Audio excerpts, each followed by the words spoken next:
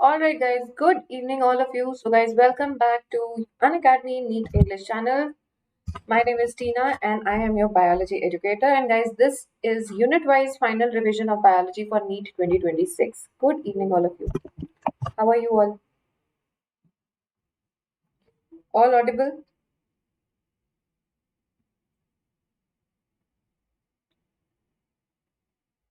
Audible, right?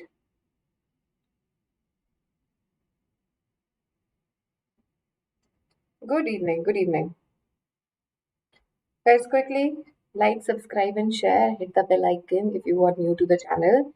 And otherwise, audible. Perfect. Perfect.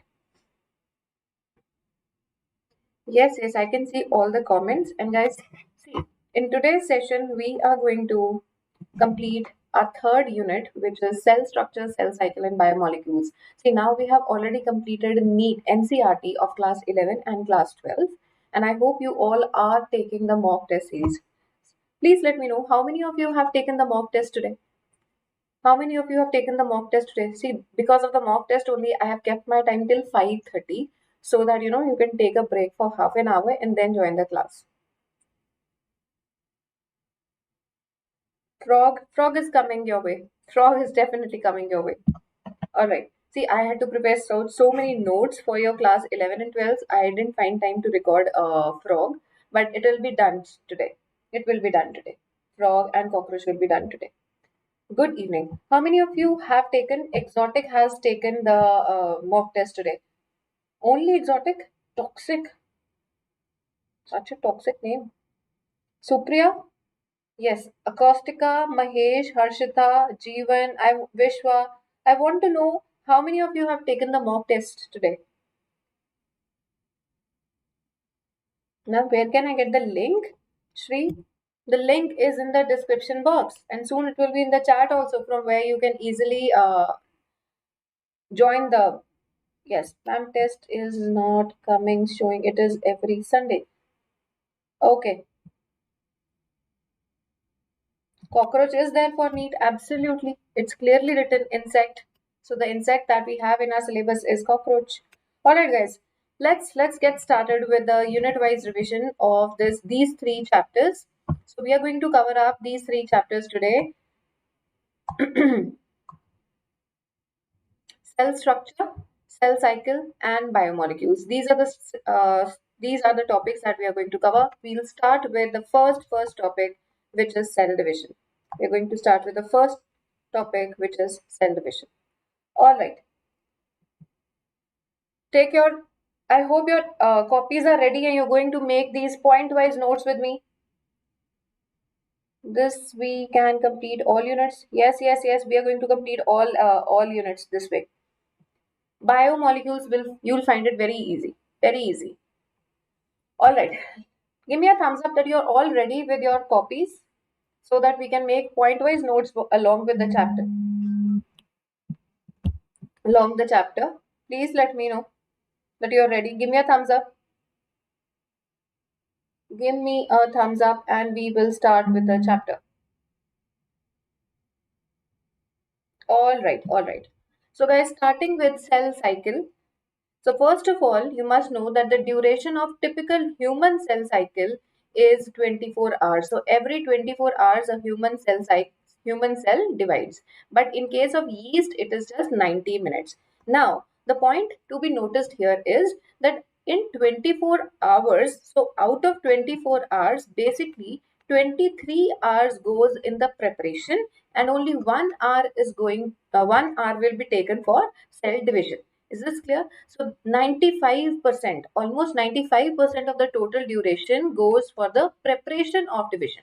Goes for the preparation of division. And now this is known as interphase, while 1 hour will be dedicated to the real division, which is known as the M phase. Are these points clear to everyone? So interphase takes around 95% time, and the real division, which is the M phase, is only going to take rest of the time. Now, M phase consists of two further phases, two further steps. First, the nuclear division takes place, followed by the division of the cytoplasm. So nuclear division is known as karyokinesis, and cytoplasmic division is known as cytokinesis. So this happens during the M phase. So first is interphase, followed by M phase. Clear? Now let us see that what really happens during this interphase. Now this is a very detailed process. Is that clear? So during the interphase, cell is going to prepare itself for the division, right? So before the division, what all things are going to happen? What all things are going to happen? So there will be growth of the or multiplication of the cytoplasm. Then there will be DNA replication, proteins will be formed, new organelles will be formed. So overall, we divide interphase into further three steps. What are these? G1, S, and G2. So let's see what exactly happens during each phase. See, in G1 phase, which lies between mitosis and DNA replication, cell is metabolically active and there is no DNA replication. No DNA replication, but the cell size grows. Cell size grows. Now, actually, during all the three steps, the cell will continue to grow in size. But then there are some characteristic things that are happening during each phase. Is it clear? Now, let's talk about the S phase. See, during the S phase, basically, your DNA replication occurs. So, DNA gets duplicated. So, earlier, if there is one thread, then during S phase, this thread is going to undergo duplication and become like this. So as long as there is one thread, we call it one chromatid.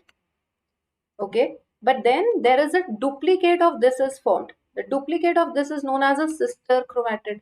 So after duplication, sister chromatids are formed. Are these clear? And then this chromosome will or chromatin fiber is known to have two chromatids. There are two chromatids. But see, it is written, so when the DNA duplication has taken place, the amount of DNA will double. So earlier, if the DNA content was 2C, then it has become 4C. But the number of chromosome will remain the same. Why same? Because the number of chromosome is determined from the number of centromere. As long as the centromeres don't split, the number of chromosome is not going to change. So number of chromosomes remain the same. Also, along the DNA duplication, centriole duplication will also take place during the S phase, as well as histone production, histone proteins. Do you remember histones? They stabilize DNA. So histone proteins are going to histones will be produced during S phase itself. But as far as rest of the proteins are concerned, they will be produced during the G2 phase. Is this point clear? So we have G1, we have G2 here. Is it clear? As it is written, cell continues to grow during the entire phase. Cell will continue to grow during the entire phase. Are these points clear? Then, now see, so this is how the cell is. So out of the total time taken, only this is the M phase and 95% goes for the preparation, which is the interphase, Now we have divided this interphase into G1, into S, and into G2. Is this clear to all? Is this clear to all? Now there are times when the cell doesn't want to keep on dividing. When the cell has to undergo maturation, in that case, the cell will exit the G1 phase. See, it's very important. Instead of entering into the S phase, now it will rather exit the G1 phase and enter a special phase known as G0 phase. So what is G0 phase? It is known as the quiescent stage. The cell exits G1 phase and enters an inactive phase, and this is during the inactive phase that it undergoes differentiation or maturation. It undergoes differentiation or maturation. But inactive does not mean that it is metabolically inactive. Metabolically it remains active, just that it does not proliferate. So basically all mature cells or permanent cells in the body, they are all in which phase? They are all in the G naught phase. Are these points clear to all? Please let me know. So namaste to all the Telugu people. All right, Queen.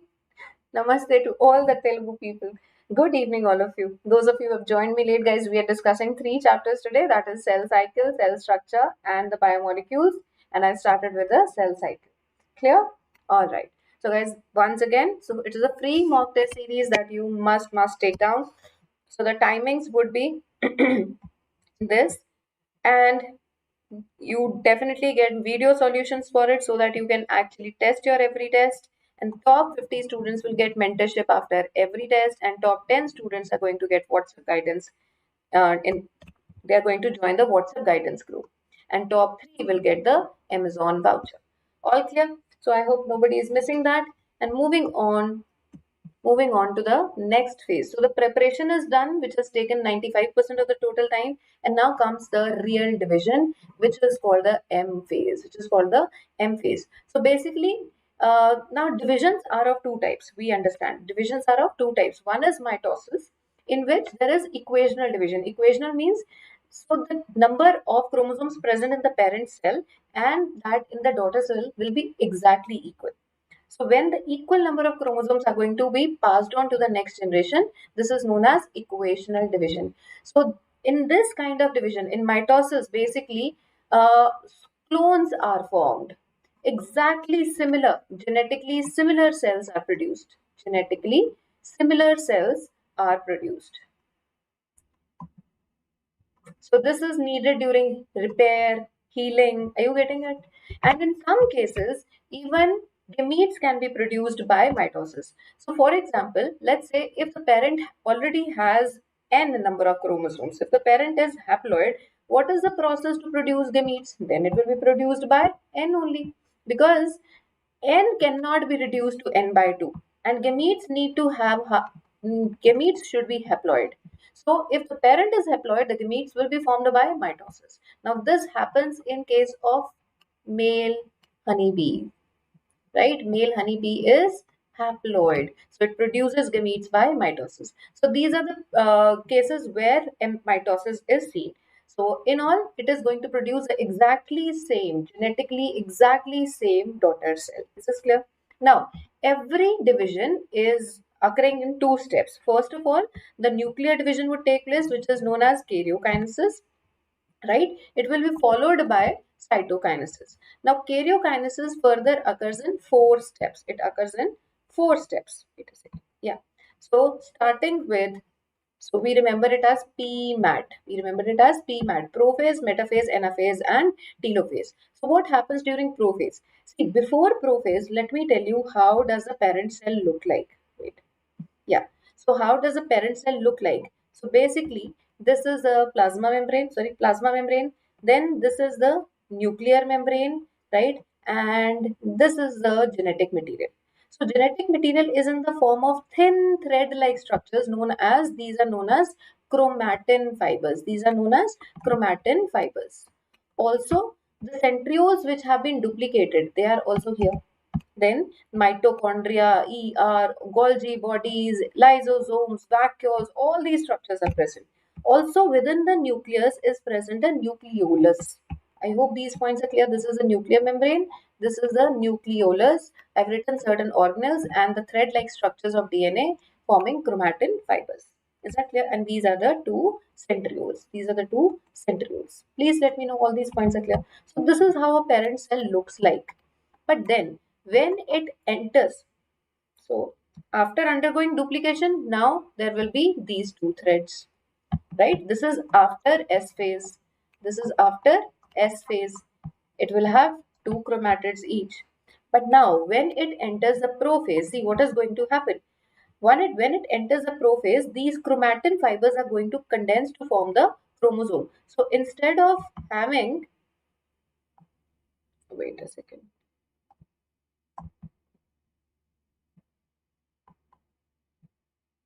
Wait a second. Yes, guys. So basically, instead of these thin thread-like structures known as chromatin fibers, now it will form a compact structure known as chromosome. Is that clear? They condense to form chromosomes, but they are all attached, both the chromatids, they are still attached at the same centromere. Now, these centrioles which were produced, they will start moving apart to the poles.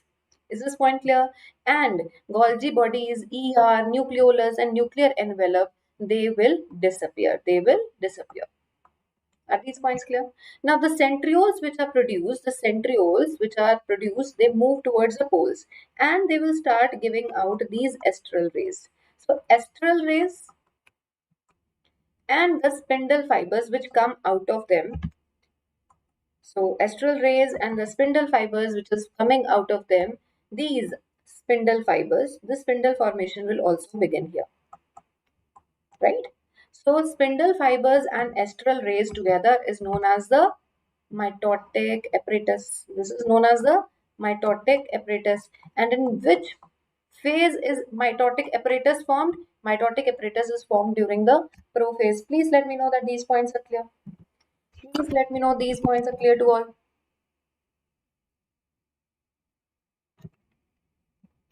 Are these points clear to everyone? Please let me know. Okay, moving ahead to the next phase, which is a metaphase. Now, the characteristic thing of metaphase is that during metaphase, see, centrioles have already moved apart. Now, all the chromosomes, they are going to lie in the center, So, this hypothetical center along which, hypothetical center at which all these chromosomes align themselves, this central plane is known as metaphasic plate. So metaphasic plate doesn't exist exactly, also known as equator. So all the chromosomes are going to align at the metaphasic plate or equator. Now by this time the chromosomes are most condensed by this time. So basically all the condensation gets completed here only. This condensation gets completed during the prophase itself. Is this clear? Condensation gets completed during the prophase itself. Are these points clear? And as soon as the condensation completes, this marks the beginning of the metaphase. So it is clearly written in NCERT. So how do we know that, okay, now this is the beginning of M phase? It is a complete condensation. Complete condensation marks the beginning of M phase. Is it clear? Complete condensation marks the beginning of M phase. But then, what is the characteristic feature here? The characteristic feature here, the chromosomes align at the metaphasic plate. Also remember, this is the best stage to study the morphology of chromosomes. This is the best stage to study the morphology of chromosomes. Are these points clear? Now, if somebody asks you the best stage to study the structure of nucleus, then it is interphase. Why? Because see, after interphase, the individuality of nucleus is getting dissolved, since the nuclear membrane will degenerate and the chromosomes will come to lie in the cytoplasm itself. So we won't be able to see how far is the nucleus, right? So if you want to study the nucleus, then best way to study nucleus is interphase. But to study the morphology of chromosomes, then we have metaphase. Are these points clear to everyone? Are these points clear to everyone? All right, moving on to the next phase, which is anaphase. Now, anaphase is characterized by, see what is going to happen. So these spindle fibers are already attached here. Now, where are these spindle fibers attached? So basically, let's say, see, this is the chromosome. This is the chromosome, right? This is a centromere, the primary constriction. Now, along with the centromere are present these disc-shaped structures which are known as kinetochores. What do we call them? kinetochores. Now the spindle fibers are attached not directly to the centromere. They are attached to the kinetochore like this. So kinetochore is the site for spindle attachment, spindle fiber attachment. Is this clear? They are disc-like structures and two in number, one on one side and second on the other side. Now see, this is actually like a tug of war. Now what's going to happen? These spindle fibers are going to condense. They are going to shorten. Now when these spindle fibers shorten, they are going to pull the centromere, right? And when the centromere is pulled, what will happen? The centromeres will split. Now, when the centromeres will split, then what's going to happen? Then these sister chromatids, which were produced during the S phase, they are going to separate. The sister chromatids separate due to the splitting of centromeres. Are these points clear? So the duplicated DNA is now getting halved. So chromatids move to the opposite poles and the centromeres are going to lead. So when they move like this. So centromere goes towards the pole and so centromere is going to lead and the chromatin fibers, they trail behind. So this is what NCERT says. This is what NCERT says. Yes or no? Please let me know that all these points are clear to all.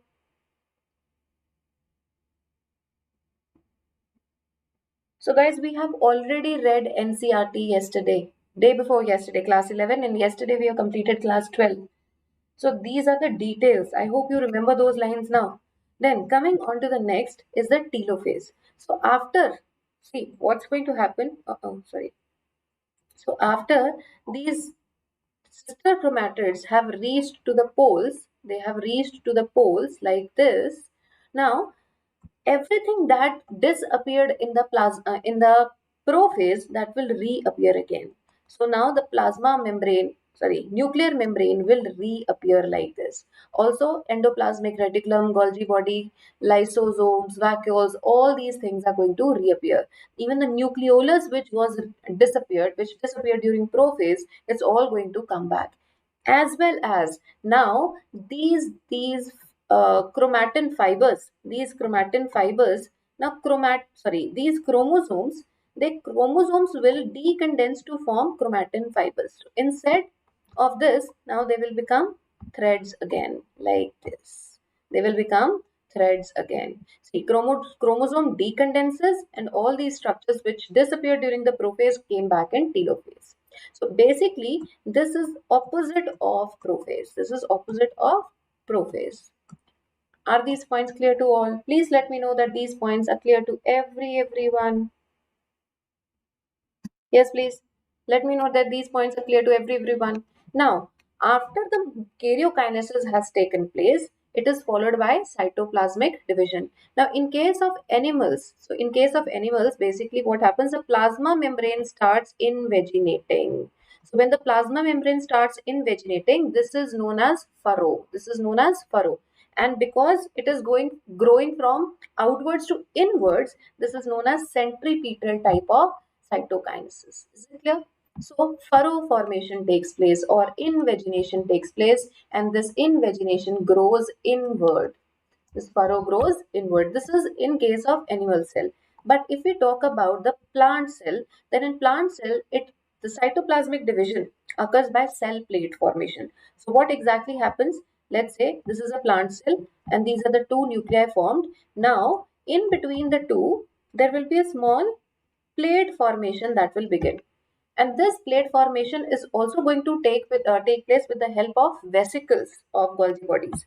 So we call them phragmoplast. This is the beginning of cell plate formation, phragmoplast. This phragmoplast will lead to the formation of cell plate, and the cell plate will eventually, see, these phragmoplasts will become a cell plate, and the cell plate is going to grow outwards. So since it grows outward, that is why we call it centrifugal. Now later on, it will join the plasma membrane and the cell wall, and it's going to represent the middle lamella. So the cell plate is going to form a middle lamella between the two different daughter cells. Are these points clear? Are these points clear to all? Now guys, moving on. In case the cell fails to undergo cytokinesis, If there is no cytokinesis, it will lead to the formation of multinucleated condition, which is called syncytium. So this happens during liquid endosperm formation in coconut. So the liquid coconut water that we drink, that represents a syncytial stage, multinucleated. Is that clear? Please let me know that all these points are clear to everyone. Please let me know all these points are clear to everyone. Yes, please. Now, coming on to the second type of division, which is meiosis. This is also known as reductional division. Why? Because here the number of chromosomes is going to reduce to half. If it is 2n, it will become n. If it is 4n, it will become 2n. If it is 6n, it's going to become 3n. So the number of chromosomes is going to half. That is why we call it reductional division. So mostly it occurs during the gamete formation. But gamete formation, if the parent is 2n, at least it should be 2n. Okay, so if the parent is diploid, at least diploid, in that case gamete formation will take place by this method. Is that clear? So haploid daughter cells are produced. Now in case of meiosis, two cycles, two phases will take place. One is meiosis 1, then second meiosis 2, but only one DNA replication would occur. So once DNA, there is single interphase, there is basically single interphase. See, interphase is 1. So since interphase is only once,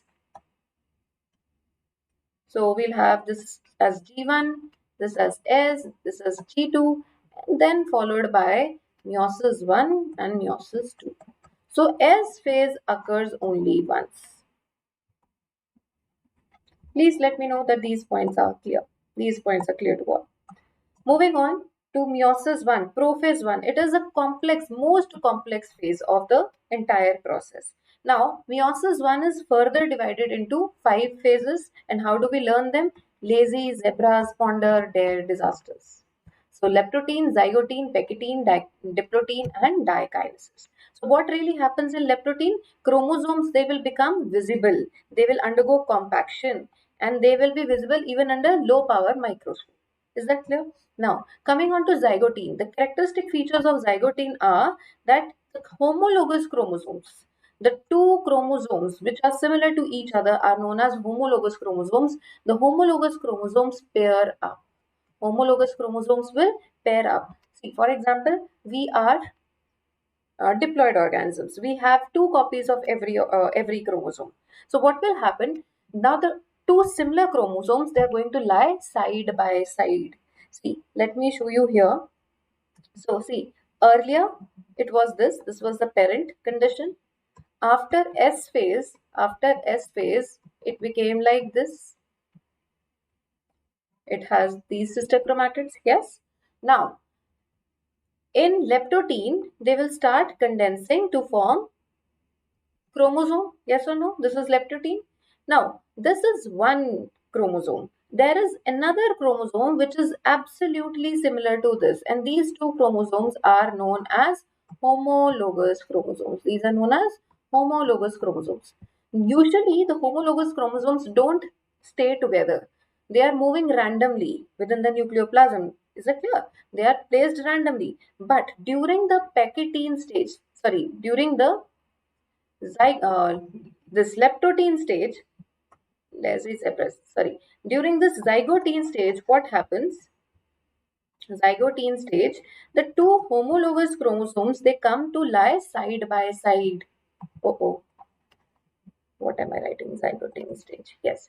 So during the zygotene stage, these two homologous chromosomes, they lie side by side. So this is known as synapsis. This is known as synapsis. Clear? Now, the two homologous chromosomes lying side by side, this stage is known as bivalent stage. Is that clear? Otherwise, when they're moving randomly, they're far apart from each other, we call it monovalent. But during the zygoteny stage, they come to lie side by side, and this is known as bivalent stage. Is that clear? Also, since all these are similar, now that there are four chromatids lying side by side, we call it 1, 2, 3, 4. Four chromatids lying side by side. It is also known as tetrad stage. It is also known as tetrad stage. Please let me know that all these points are clear to you. So for bringing the two homologous chromosomes side by side, see, we need a complex between them. So there is this nucleoprotein structure, fibrous structure, which is formed in between them, and this is called synaptonemal complex. This is known as synaptonemal complex. This is known as synaptonemal complex. So synaptonemal complex is formed, and this synaptonemal complex is important for bringing the homologous chromosomes together, and when the four are lying together, it is known as a tetrad or a bivalent. Please let me know that these points are clear to you all. Then coming on to the next stage, which is pectine. Now what happens during pectine? So the two chromosomes which are lying side by side like this, right? The two chromosomes which are lying side by side like this, now they are going to overlap. They are going to show this overlapping thing. Is it clear? And of course, there is the synaptonemal complex formed between them. Now see, this area, do you see? So basically, this is occurring between the two non-sister chromatids of overall these are homologous chromosomes. Now when the two non-sister chromatids they exchange their genetic material, this is known as crossing over. So characteristic feature of pectine is crossing over. So while they are forming, while this crossover or exchange of genetic material is taking place, there has to be something which is keeping them together. So there is a formation of recombination nodule here. There is a formation of recombination nodule here. Are these points clear?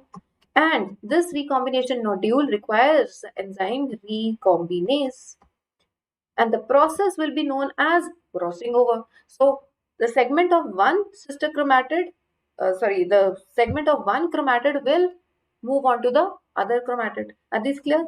So exchange of genetic material between non-sister chromatids of homologous chromosomes. Very important. So must know chromosomes are homologous, but chromatids are non-sister, between which this crossing over will take place, and the enzyme used is recombinase. Please let me know that these points are clear to you all. Clear? Now coming on to dissolution. So after the genetic material has been exchanged, what will happen? This synaptonemal complex will dissolve. This synaptonemal complex will dissolve. So once the complex starts dissolving, the two homologous chromosomes will also not like to stay with each other anymore, and they will start moving away. So homologous chromosomes, they will move away, but they only remain attached at this point of attachment. So basically what's going to happen, so this is the situation. Now they are pulling away from each other. They are pulling away from each other. Why? Because synaptonemal complex has been dissolved. Is that clear? But they are still attached at this point, this X point, where crossover took place. And now this X-shaped structure is known as chiasmata. This is known as chiasmata. Is this clear? So X-shaped structure where homologous pairs remain attached, and it is this point where basically crossing over occurred. Now in certain organisms, this diplotin stage can last for months or years in vertebrate oocytes. Even in our case, from till puberty, it is our oocytes remain in the primary oocyte will remain in diplotin stage. Even in human females. Are these points clear to everyone? Are these points clear to everyone? Please let me know. Now, next stage of prophase 1 is dikinesis. So, what will happen? This X-shaped structure will keep moving. So, see, this is the cross. This is the X-shaped structure, chiasmata. So, now the non-sister chromatids, which were showing crossover ones, they won't detach like this. Not all of a sudden. So, basically, they are going to move apart like this. Slowly and slowly, that crossover, that chiasmata is going to move towards the tip, and that is how they slowly separate. So this is known as terminalization of chiasmata, and it leads to separation of homologous chromosomes. chromosomes. Please let me know these points are clear. And it also marks the end of the prophase 1. It is the end of prophase 1. Right? So by the end of prophase 1, what should have happened? Nucleolus, nuclear envelope, ER, GB, all these should disappear. They all disappear. Please let me know that these points are clear to all. Please let me know that these points are clear to you all. All right. Moving on to the next is meiosis 1, which is the other phase. And now uh, yeah. So basically what happened during prophase 1. So everything is going to occur very gradually. Is that clear? And like this, for example, disappearance of the nuclear membrane, disappearance of the organelles, all these are going to happen gradually during these 5 stages of meiosis 1. Now the other stages of meiosis 1, that means after prophase, we'll have metaphase. We'll have metaphase.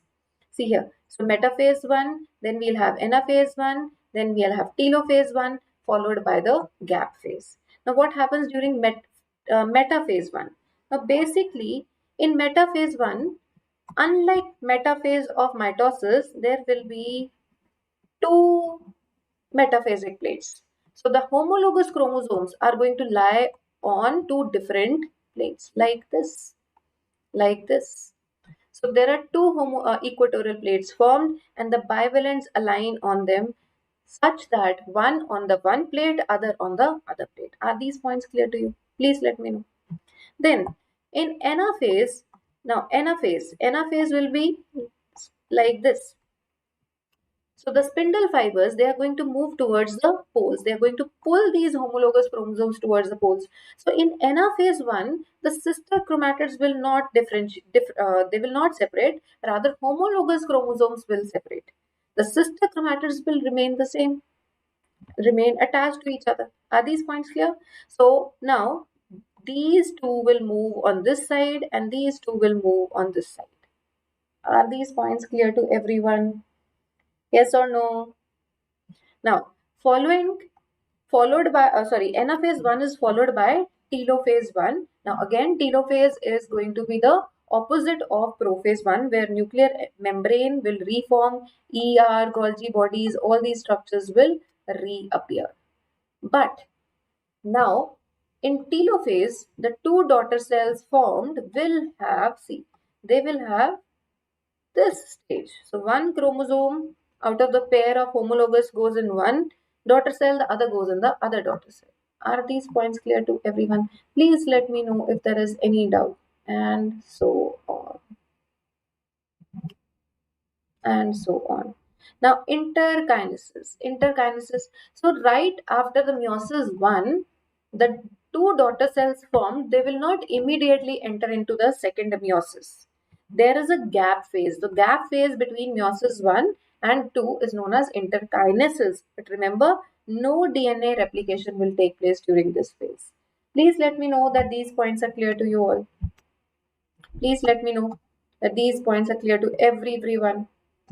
Now, moving on to meiosis 2. What exactly happens? See, meiosis 2 is quite like mitosis. And see, one parent cell has already formed two daughter cells during the meiosis 1 and and each daughter cell will further undergo meiosis 2. So the resultant is formation of four daughter cells. Is that clear? Four daughter cells are produced. So it maintains the division. Why does division occur? Basically, because it helps in maintaining the nucleocytoplasmic ratio, the cell repair.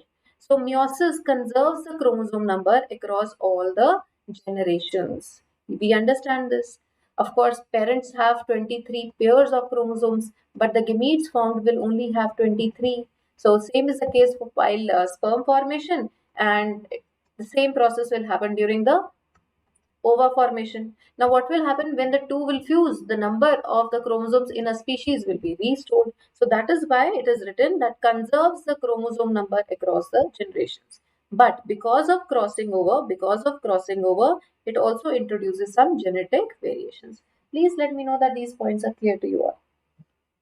So guys, with this, the first chapter of this unit is done. Please let me know how many of you have completed this chapter with me. How many of you have completed this chapter with me? No. I have not sent the PDFs of NCERT in the group yet. I have not. So yes, very good question and very important question. What is the difference between anaphase 1 and anaphase 2? So anaphase 1 and anaphase 2, or you can say anaphase of mitosis. See, what happens during anaphase of mitosis? The same happens during anaphase 1 of meiosis. Sorry, anaphase 2 of meiosis. So basically, sister chromatids were getting separated. Here, there is separation of sister chromatids. Separation of sister chromatids. But in anaphase 1, there is just separation of homologous chromosomes.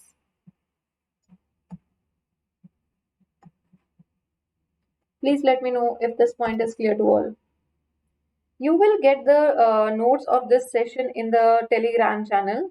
I have already added the, I've already shared the notes of previous 2 units in the group. I've already done that. Let me compile NCERT first and I'll share those notes as well. Okay. Then, so I hope this question is answered. What is the difference? It's in the difference chromosomes and chromatids. Difference. See, why? So there is, of course, see, understand what is going to happen. There are 2 chromosomes. So when there is separation of these 2 chromosomes, this is anaphase 1. So the homologous chromosomes have already entered the 2 different daughter cells.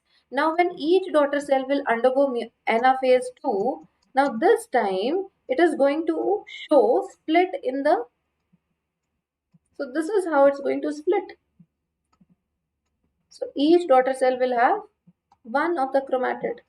So this happens during anaphase 1 and this happens during anaphase 2. I hope you understand that.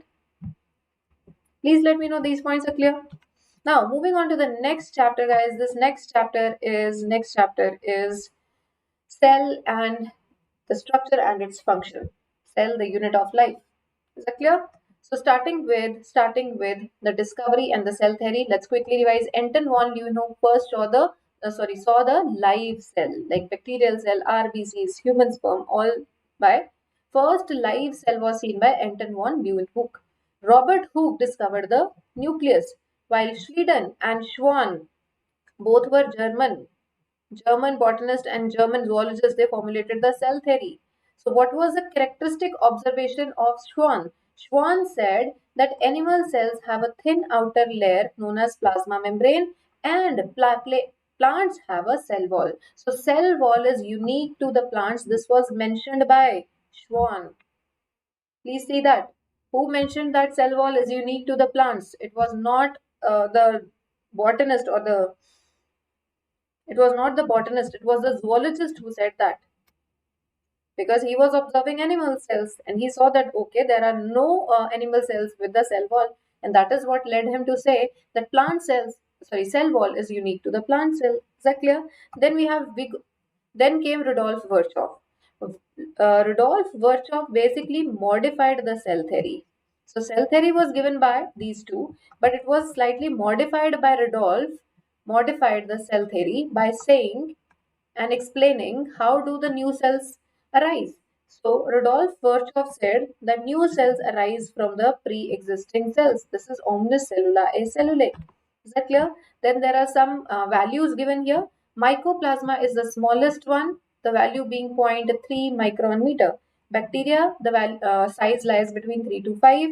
Ostrich is the largest one. Then human RBC is 7.0 micron meter and nerve cell is the longest cell. Please let me know all these points are clear to you all.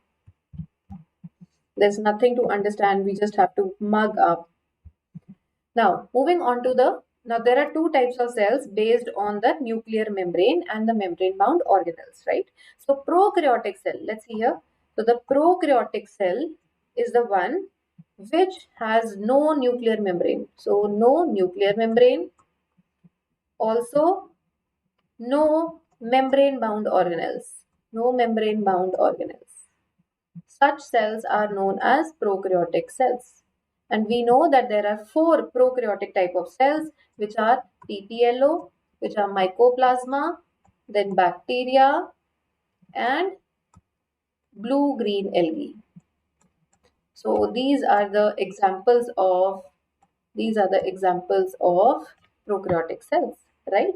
So in prokaryotic cell, the boundary is formed by three layers. This is the plasma membrane. Outside the plasma membrane, we have cell wall, which is made up of peptidoglycan. Remember?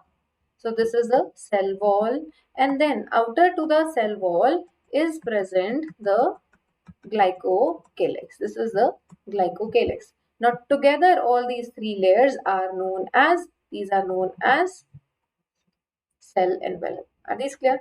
Now all these are tightly bound to each other. They are tightly bound. See this, they are tightly bound to each other, but and so they form one unit, but otherwise each membrane in the cell envelope has its own function.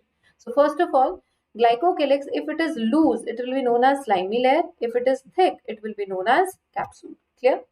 Now what is the function of glycocalyx? That's important. It helps the bacteria to hide from the host's immune system. It helps it to hide from the host's immune system.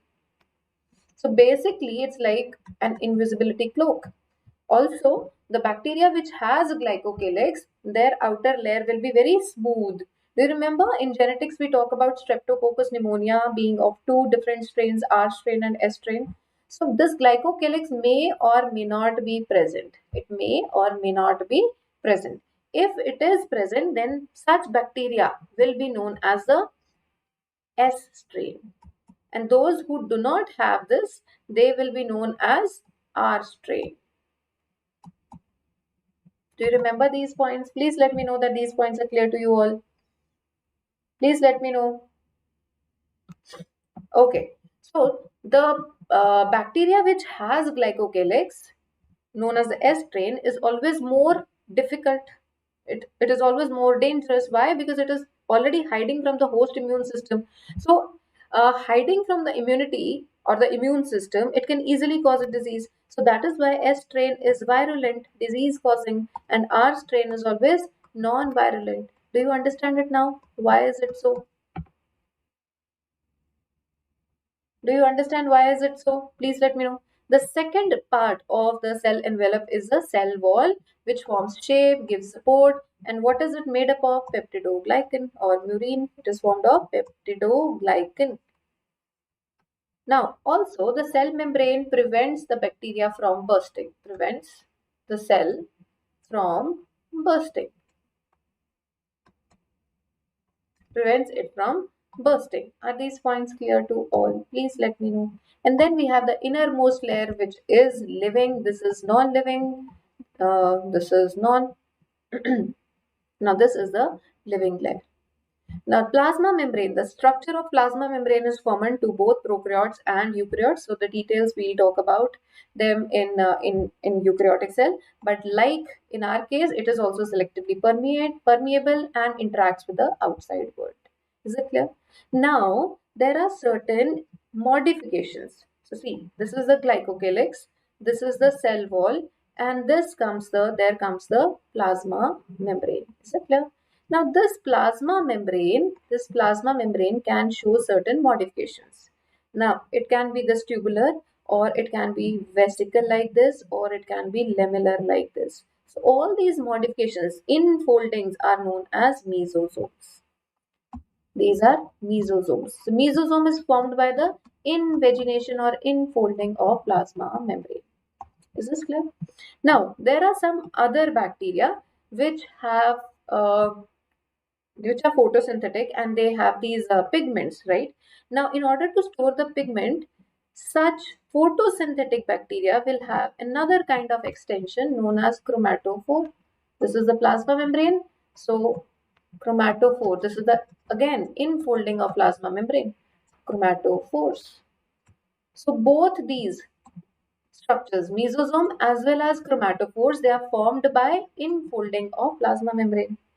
Is that clear? Chromatophore is only in photosynthetic bacteria, and it stores the photosynthetic bacteria. And what does it store? It stores the pigment. It stores the photosynthetic pigments. Is this clear? While others, all the other bacteria will have mesosomes. Mesosome is found in all, but chromatophores are only found in the photosynthetic bacteria. See, it's written mesosomes can be in the form of vesicles, tubules, and tubules or lamella. What are the different functions? Cell wall formation, DNA replication, distribution of DNA to the daughter cell, respiration, and also secretion. So these are the 5 functions performed by mesosomes. Is it clear? Now, since it is formed by a folded structure, in foldings, it increases the surface area. It increases the surface area for respiration. So the structure mesosome is analogous to mitochondria of eukaryotic cell. Can we say this is the powerhouse of prokaryotic cell? Yes or no? Powerhouse of prokaryotic cell. Can we say that? Please let me know. Can we say that? Yes or no? Yes, please. Are these points clear? Moving on to the next part is the eukaryotic cell organelles. So the eukaryotic cell organelles, first is the plasma membrane. Now the structure of plasma membrane, as I said, is same in eukaryotes and prokaryotes. So what is the similarity? That in both it is composed of lipids, then proteins and carbohydrates. So lipids, it is a bilipid layer, and then there are proteins. Now on the basis of ease of extraction, there are certain, see, this is the bilipid layer. This is one layer of lipids. There is another layer of bilipids. Clear? Now, other than these, there are some proteins present, right? Yes. So, if the proteins are present on the outer side or inner to the plasma membrane, these are known as extrinsic. And if they are present within the membrane like this, these are called intrinsic. Now, obviously, extrinsic are easy to be taken out or removed. So that is why the basis of classification is ease of extraction. Is that clear? Apart from this, there are some carbohydrates attached. So these are the carbohydrates. The carbohydrates can be attached to both. Now, lipids, remember, majority of the lipids present are of which type? Phosphoglyceride types. Is this clear? So this is the head of the lipid. This is the tail. So head of the lipid is towards the outer side. Why? The outer side is aqueous. So the head is not afraid of water. It is hydrophilic. This is aqueous medium, right? While tail is running away from water. Why? Because it is hydrophobic. It is hydrophobic. Is it clear? Also, the head is polar and the tail is non-polar. Please let me know all these points are clear to you all. So guys, the ratio of protein and lipid, it varies from cell to cell. For example, in case of human RBCs, there is 52% of protein and 40% of lipids in the membrane. Now, the whole structure that we are talking about, the plasma membrane, is described by Singer and Nicholson, and we call it as fluid mosaic model, where it has a lipids provide the quasi-fluid nature to the membrane. So the quasi-fluid nature of plasma membrane is because of the lipids. Now, what do we understand by fluid here? See, fluid is what flows. So the fluid nature of lipids means this lipid is not static. This can go from one place to another, or it can change its place within the membrane also, or it can change the place from one layer to the another layer. So both ways it can move. But NCERT only talks about the lateral movement that is within its same layer. Please let me know that these points are clear to you all. Please let me know. So next is the cell wall. Now the cell wall of eukaryote cells are made up of different things. For example, algae has cellulose, galactans, and mannans, and along with that, it has calcium carbonate. While in case of plants, the cell wall is made up of cellulose, hemicellulose, pectins, and proteins. The middle lamella contains calcium and magnesium pectate. So it is this calcium and magnesium pectate which makes it hard. Is that clear? Is this point clear? So this is a cell wall, and then coming on to the endomembrane system. Coming on to the endomembrane system. See, endomembrane system first of all is formed of four things: ER, Golgi body, lysosome, and vacuoles. Is this clear? These are the four components which constitute the endomembrane system. Clear? First of all, talking about the ER, this ER is of two types: RER and SER. So RER has, so basically RER has ribosomes attached to it. So it will give it rough appearance. That is why we call it rough. And if the if the ribosomes are not attached, it will have a smooth appearance. Now, ribosomes and ER are always involved in protein synthesis and secretion. So RER, the function is protein synthesis and secretion, while SER, when there are no ribosomes, they are involved with lipids and steroid hormone formation. So all the steroid hormones present in us like testosterone, estrogen, progesterone, they are all being produced by SER. Please let me know that these points are clear. Clear to all? All right, guys. Now moving on to the next structure of endoplasmic endomembrane system is Golgi apparatus, discovered by Camillo Golgi, and hence it acquires the name Golgi. And these consist of flat sac-like structures known as cisternae, and apart from this, it also has some vesicles. It has vesicles. So the function is very important. Packaging material. So all the proteins and the lipids produced by SER and RER, they are all packed by Golgi bodies, and the result and forms glycoproteins and glycolipids. Then they also form another function of Golgi apparatus is it forms lysosomes also. So what exactly are liposomes? So lysosomes are those bodies which are filled with hydrolytic enzymes. All the digestive enzymes are hydrolytic enzymes like lipases, proteases, carbohydrates, and so on. And they are active at the acidic pH. This was a PYQ. We have already marked it in our previous session. Those of you who have missed that session, please don't forget to watch it. Now, coming on to vacuoles. The fourth component of endomembrane system is the vacuoles. Single membrane bound. Then it has this membrane is known as tonoplast, and it contains it occupies 90% of the volume. So vacuoles occupy 90% of the volume, especially in a plant cell. Now, the transport of nutrients or ions occurs against the concentration gradient in tonoplast. See, this is the cell, this is the vacuole, this is the tonoplast, right? So, even if there is high concentration of a certain ion, still it will keep moving inwards. Why? Because there is active transport. So, against the concentration gradient means active transport will take place across the tonoplast. Are these points clear to everyone? Please let me know these points are clear. Now, moving on to the powerhouse of eukaryotic cell, which is mitochondria. So we know that there are two membranes. This is the outer membrane, and the inner membrane is highly folded to form these cristae, these structures known as cristae, right? So cristae, they are going to increase the surface area. Now, because this has its own circular DNA, and some ribosomes. So this is a perfect machinery for protein synthesis. So 70S ribosomes. So these two will help in protein synthesis. Now, because mitochondria can form its own proteins to a certain extent, that is why we call it semi-autonomous. Semi-autonomous. And by the way, these are the two prokaryotic features. 70S ribosomes and circular DNA are the prokaryotic features. Yes or no? Then coming on to the function, it is a site of aerobic respiration, ATP production. So Krebs cycle and ETS, they're going to take place here. Are these points clear to everyone? Please let me know. So next is, guys, plastids. Plastids, let's quickly read.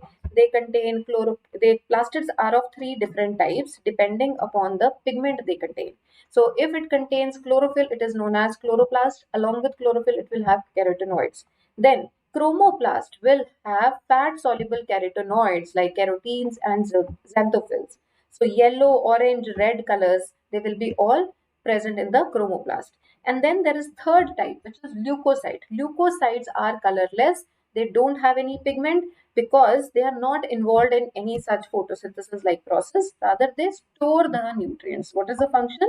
They store the nutrients. Now, depending upon what they store, we have three types of leucoplast. A myeloplast will store starch, enough of amyloplast in potato. Then eleoplast will store lots of oil and fats.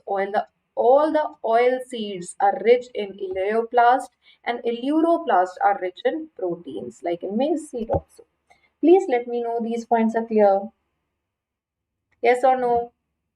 Then coming on to the structure of chloroplast, quite similar to mitochondria. Why?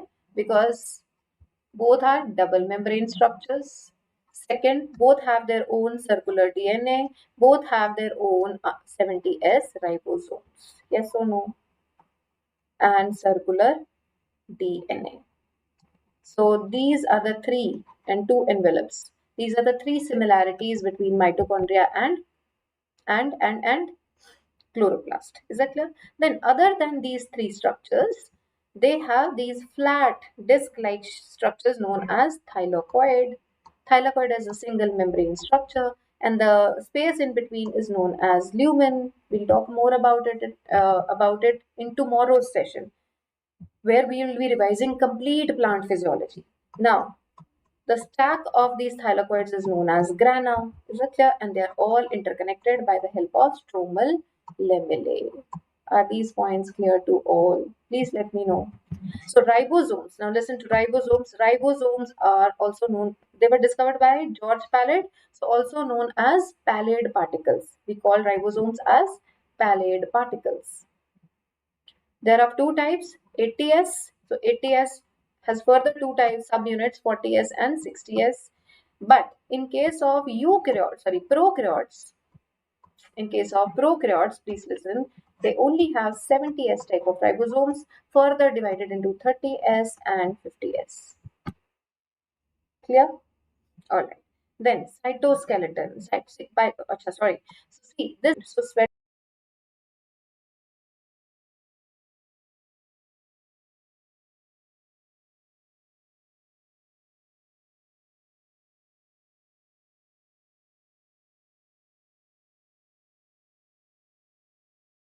Okay.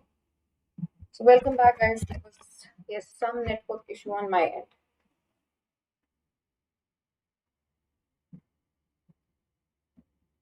All clear?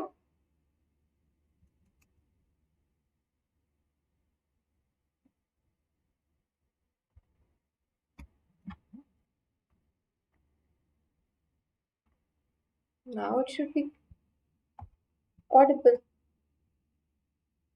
It should be audible now. Yeah, it is audible. Perfect.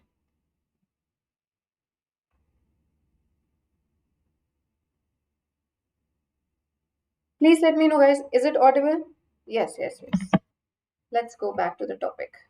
So talking about nucleus. So nucleus has nucleoprotein fibers known as chromatin fibers. It has matrix. It has nucleoli.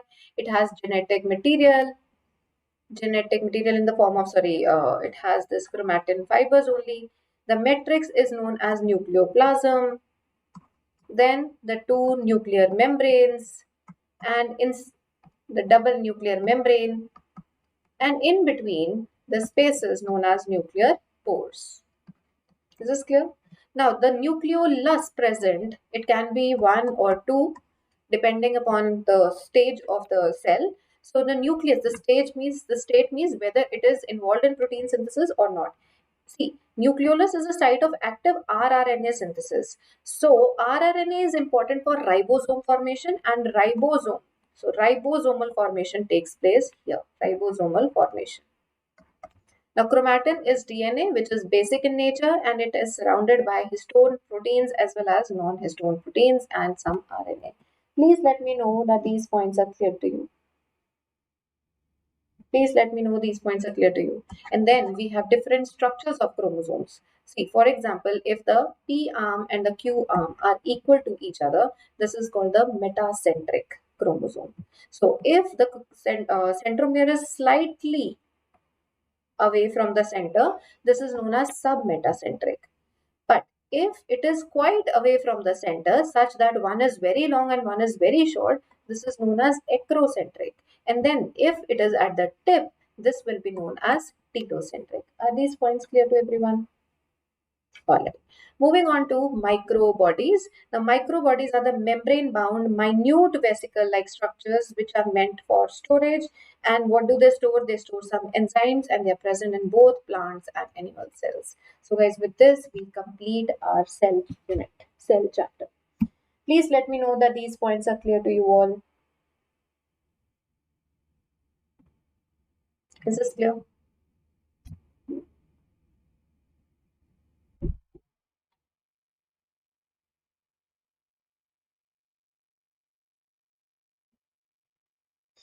All right, all right. Moving on to the third chapter, that is biomolecules. So let's talk about biomolecules. So guys, how do we study the biomolecules first? So in order to analyze the chemical composition of any tissue, what do? We take a living tissue and we make a paste of it in trichloroacetic acid. So this is the solvent used, trichloroacetic acid, and then we grind it and filter. So whenever we filter it, there are always two things, one which remain above and one which is filtered out. So this which remains behind is known as retentate, and the one which is filtered is known as filtrate. So retentate is always acid insoluble. So what could not dissolve in trichloroacetic acid remained in the retentate, and what got dissolved in the trichloroacetic acid is found in the filtrate. Now usually filtrate should have the micromolecules and retentate should have the macromolecules. Yes or no? The size of the macromolecules is around 10,000 Dalton, while that of micromolecules is between 18 to 800 Dalton.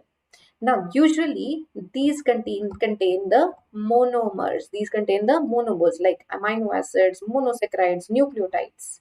But macromolecules contain the polymers. Now, along with the macromolecules, it also contains lipids. Lipid is actually a micromolecule, but it is found in the retentate. Are these points clear to everyone? Why are they found in the retentate? Because they form vesicles. Because they form vesicles. See, these notes are very, very precise for your revision, guys. Now, if we want to study, if we want to study the minerals or the inorganic compounds present in the tissue, for that we have to use a destructive method.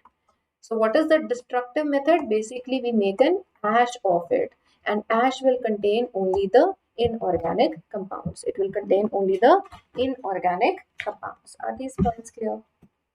Then, very, very important, primary and secondary metabolites. What are primary? They have direct role in the growth and physiology, right? But secondary will not have direct role. They play the ecological importance or have human use. So this table is super, super important. You should know which compound belongs to which category. So clear? Then coming on to the first biomicromolecule, that is amino acid. So amino acids are known as substituted methanes, because if this is the methane, now here these three will be substituted. So basically, the structure of amino acid becomes, it has one group H, one is COH, NH2, and one R group. Now, depending upon the R group, if R has another amino group, it will become basic. Yes. If R has COH, it will become acidic. So, what are the examples? Acidic amino acid, it is glutamic acid, lysine, neutral is valine, aromatic may we have example of tyrosine, phenylalanine, and tryptophan. Is that clear? Now, NCERT has given some other things also. If R is equal to H, then the given amino acid is known as glycine. If R is equal to CH2OH, it is serine. If R is the methyl group, then it is the alanine. Are these points clear to all? Are these points clear to all? Please let me know. Right? Now, there is this unique property of amino acids because it has two ionizable groups, NH. Is it clear? Since it has, sorry, NH2. Since it has two ionizable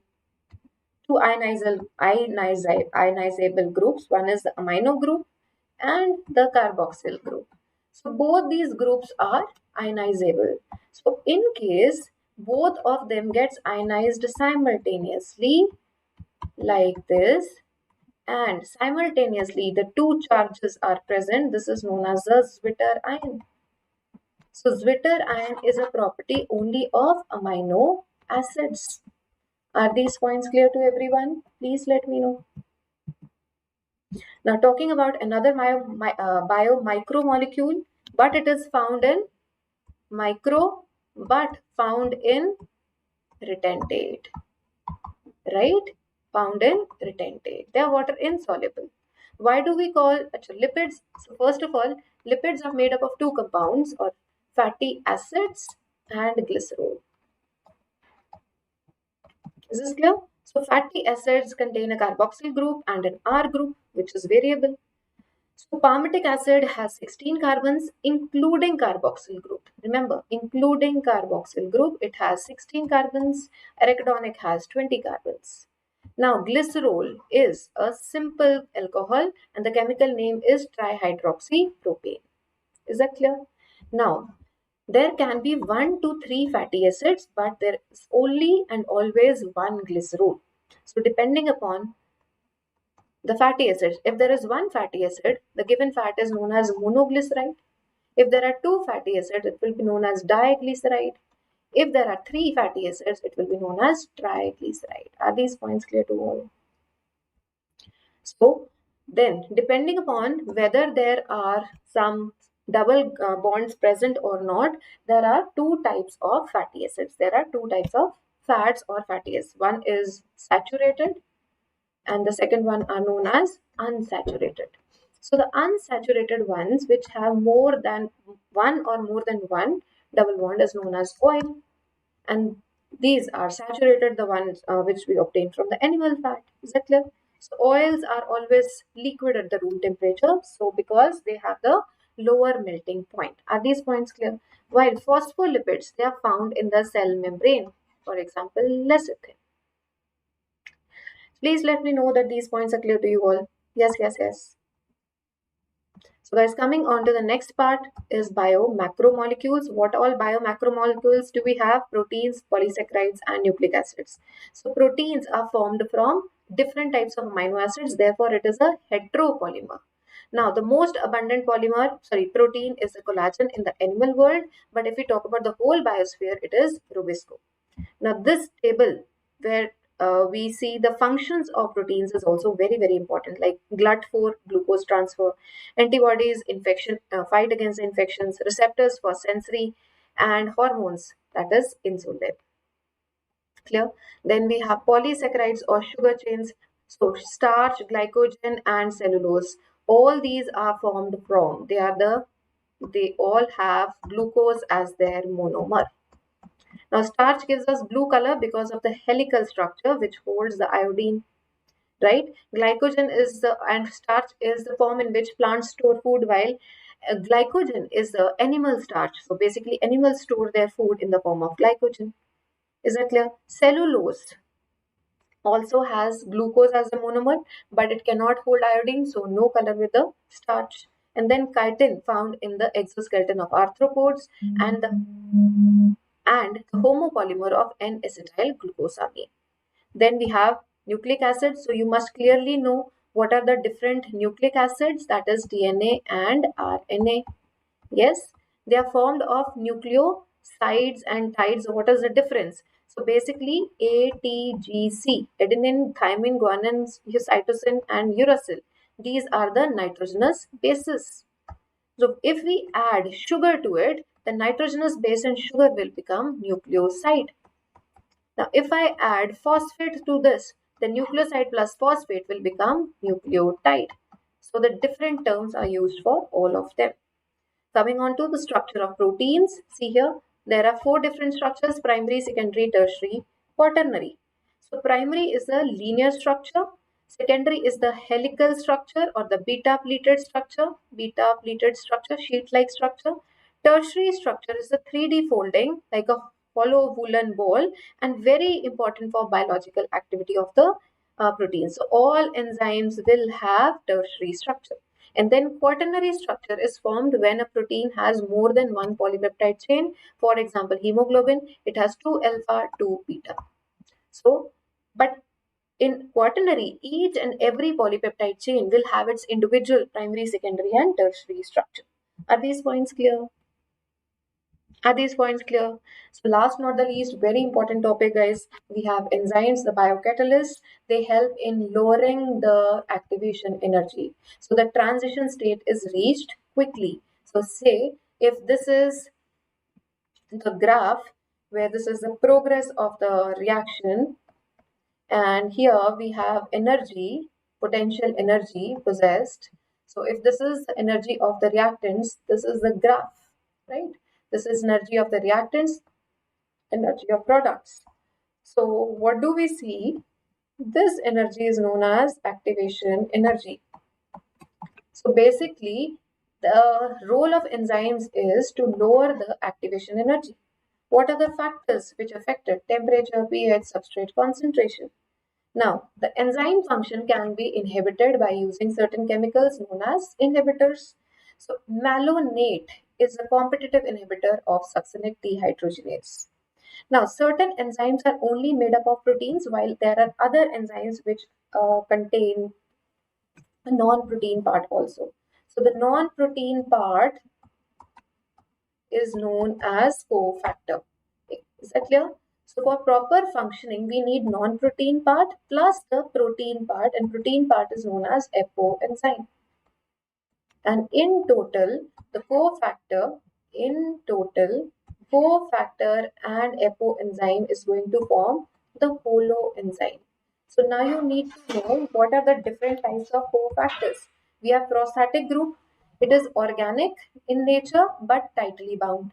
So coenzyme is also organic in nature but see transiently or loosely bound. And see the example, very very important. Heme is the prostatic group for peroxidase, and these are all the coenzymes.